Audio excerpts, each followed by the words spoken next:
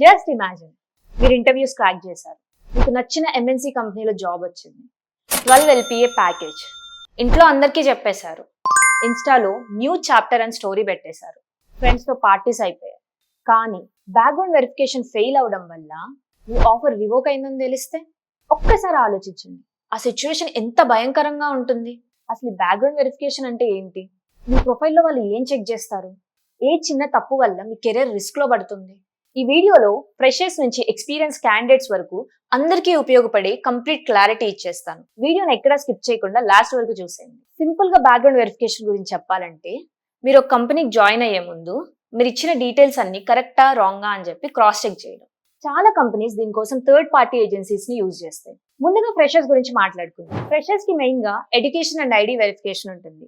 Me 10th inter engineering mark sheets, provisional certificate, Aadhaar card, pan card and bonafide certificate అన్ని రెడీగా ఉండాలి. And ప్రతి document లో మీ నేమ్ అండ్ మీ ఫాదర్స్ నేమ్ ఒకేలా ఉండాలి. ఒకవేళ మీ పేరు ఆధార్ లో కే రాహుల్ అని ఉండి డిగ్రీ సర్టిఫికేట్స్ లో కందుల రాహుల్ అని ఉంటే మీ వెరిఫికేషన్ డిలే అవ్వచ్చు.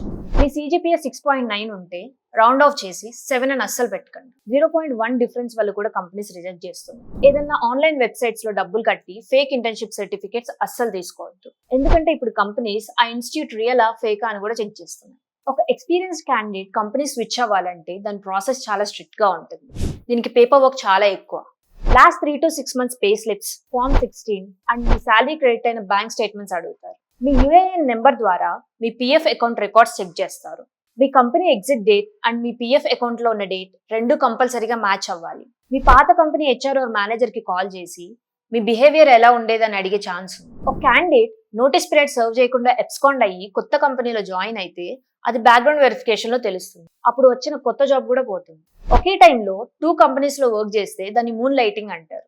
మెయిన్ గా TCS, విప్రో, ఇన్ఫోసిస్ లాంటి MNCs దీన్ని అస్సలు టాలరేట్ చేయవు. ఇప్పుడు డిజిటల్ ఎరా నడుస్తుంది కాబట్టి మీ సోషల్ మీడియా కూడా క్లీన్ గా ఉండాలి. మీరు LinkedIn లో పెట్టిన రోల్స్ కి మీ రెజ్యూమేలో ఉండే ఇన్ఫర్మేషన్ కి సంబంధం ఉండాలి. ఇన్స్టాగ్రామ్ లో vulgar post or bad comments ఉంటే దాని కంపెనీ నెగటివ్ గా చూస్తాయి. మీ మీద ఏదైనా పోలీస్ కేస్ ఆర్ FIR ఉంటే అది మీరు ముందే కంపెనీకి క్లియర్ గా ఎక్స్ప్లెయిన్ చేసుకుంటే బెటర్. 420 ఫ్రాడ్ ఆర్ థెఫ్ట్ లాంటి సీరియస్ కేసెస్ ఉంటే మీకు జాబ్ రావడం చాలా కష్టం. మీ మీద పొలిటికల్ కేస్ ఆర్ వయలేషన్స్ ఉంటే అది బ్యాక్గ్రౌండ్ వెరిఫికేషన్ లో క్లియర్ గా కనిపిస్తాయి. ట్రాఫిక్ చలాన్ లాంటి చిన్న కేసెస్ పెద్దగా పట్టించుకోండి. మరి టెన్షన్ ఏమీ లేకుండా బ్యాక్గ్రౌండ్ వెరిఫికేషన్ స్మూత్ గా అవ్వాలంటే ఎలా?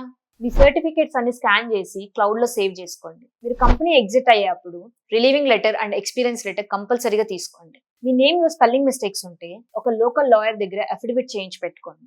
అలాగే మీ పాత కంపెనీ HR అండ్ మేనేజర్స్ యొక్క email IDs and phone numbers save చేసుకోండి. ఫ్యూచర్ లో రిఫరెన్స్ కి యూజ్ అవుతాయి. షార్ట్ టర్మ్ గెయిన్ కోసం fake experience and fake certificates పెట్టి కెరీర్ ని రిస్క్ లో పడేయకండి. చూసారుగా, కెరీర్ బిల్డింగ్ అంటే జస్ట్ కోడింగ్ నేర్చుకోవడం లేదా స్కిల్స్ పెంచుకోవడం మాత్రమే కాదు, మీ క్రెడిబిలిటీని కాపాడుకోవడం కూడా. ఒక్కసారి బ్యాక్గ్రౌండ్ వెరిఫికేషన్ లో ఫెయిల్ అయ్యి బ్లాక్ లిస్టెడ్ ట్యాగ్ పడితే మళ్ళీ ఒక మంచి కంపెనీలో జాబ్ తెచ్చుకోవడం చాలా కష్టం. ఈ వీడియో కానీ మీకు నచ్చినట్టయితే లైక్ చేయండి. మీ batch mates and job switch అయ్యే ఫ్రెండ్స్ తో షేర్ చేయండి. ఇలాంటి మరెన్నో కెరీర్ గైడెన్స్ వీడియోస్ కోసం మన 99 TV career and jobs channel కి సబ్స్క్రైబ్ చేయండి. This is Sri Chandana signing off. Thank you.